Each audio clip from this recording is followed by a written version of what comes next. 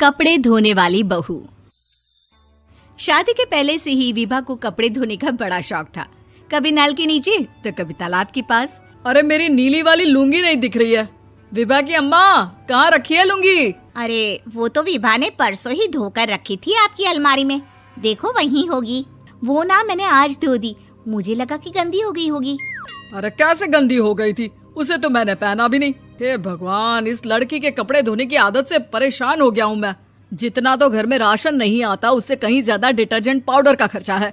इसकी शादी करवा दो, शादी जाए अपने घर में ही करे काम, फिर चाहे घर के कपड़े धोने हो या पूरे गांव के। हाँ ठीक बोल रही हूँ, देखता हूँ मैं कोई लड़का। वो दिन भी आ जाता है जब विभा को देखने लड़के वाले आ जाते हैं। लड़की मुझे अच्छी लगी। होने वाली सास कहती है, बेटी अगर कुछ पूछना है तो पूछ लो। वैसे तो हमारी लड़की बहुत ही शर्मीली है, जो बोल दो वो मान लेती है, इसे क्या पूछना होगा। अरे कैसी बात कर रही हो माँ, मुझे इन लोगों के घर रहना है, सवाल तो कई है।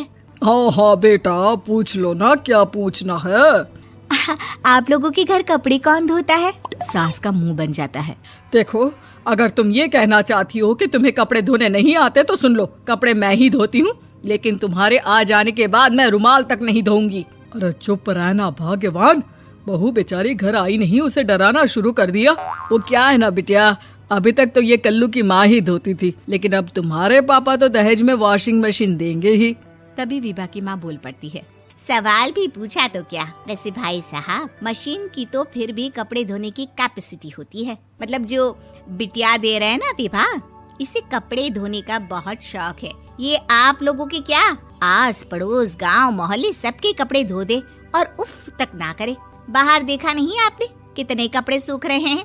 सब हमारी बिटिया ने ही तो धोए हैं। बस भी करो ना माँ, शर्म आ रही इतनी तारीफ सुनकर। और तो और एक दाग निकाल कर दिखाओ तो मान जाऊं। हाँ अच्छा, माफ करना बेटा, मैंने गलत समझा।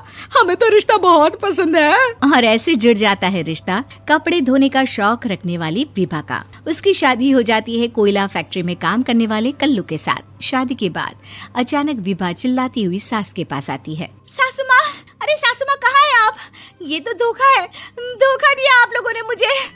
इसे ससुर के चक्कर के बारे में पता चल गया। अरे तो उसमें तुझे क्यों धोखा मिला है? अरे नल में पानी नहीं आता, कपड़े कैसे कब धुलेंगे? अच्छा, तू पानी नहीं आ रहा उसकी बात कर रही है। तो आपने क्या सोचा? कुछ नहीं। अच्छा, तेरी माँ ने कहा था कि कपड़े धोने का शौक है तुझे, याद आया मुझे। शौक बोलकर कपड़े धोने वाले मेरे जुनून को कम ना आके सासू माँ, कपड़ा धोना मेरा गुरूर है। तभी पति भी वहाँ आ जाता है। अभी मैंने इसे सनी देओल की फिल्म दिखाई है, उसी के डायलॉग मार रही है माँ। अच्छा सुन, साफ साफ बता रही हूँ, पानी सुबह 4 से 6 और शाम को 10 से 12 आता है, समझी? विभा टाइमिंग सुनकर हैरान हो जाती है। ये क्या भूतों का मोहल्ला है? सुबह 4 बजे उठकर कौन कपड़े धोता है? 4 बजे टंकी में पानी जाता है, फिर सारा दिन धोना ना, किसने मना किया?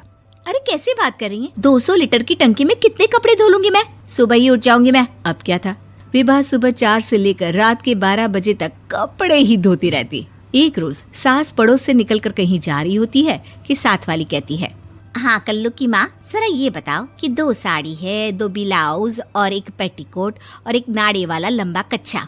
हाँ तो? अरे तो क्या, कितना लोगी धुलाई ये बताओ। धोबन दिख रहे हैं हम क्या? हमारे पति सरकारी नौकरी से अभी रिटायर हुए हैं और बेटा सुपरवाइजर है कोयला फैक्ट्री में।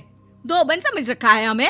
हाय रे कल्लू की अम्मा, माफ कर दो, वो तो मोहल्ले में यही सब बता रहे थे कि तुमने बहू को कपड़ा धुलवाने के काम में लगा दिया है। सास को पड़ोसन की बात सुनकर गुस्सा आ जाता है। वो घर पहुंचती है जहां घर के बाहर ही इतने सारे कपड़े सूख रहे होते हैं जितने कि किसी धोबन के घर पर। अरे ओ कल्लू की दुल्हन, बाहर निकल।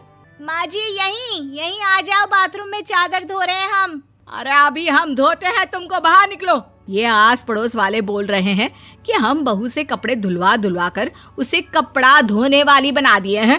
अरे छोड़ो ना माँ जी, किन लोगों की बातों में आती हो? आस पास के लोगों का तो काम ही होता है कि वो किसी तरह सास बहू को लड़ा दे। बहू सारे घर के कपड़े धोती है, ये क्या कम है? बोलिए। सास को भी लग जाता है कि वो बहू का ये सनकीपन नहीं छुड़वा सकती, इससे अच्छा है कि खुद ही चुप हो जाए।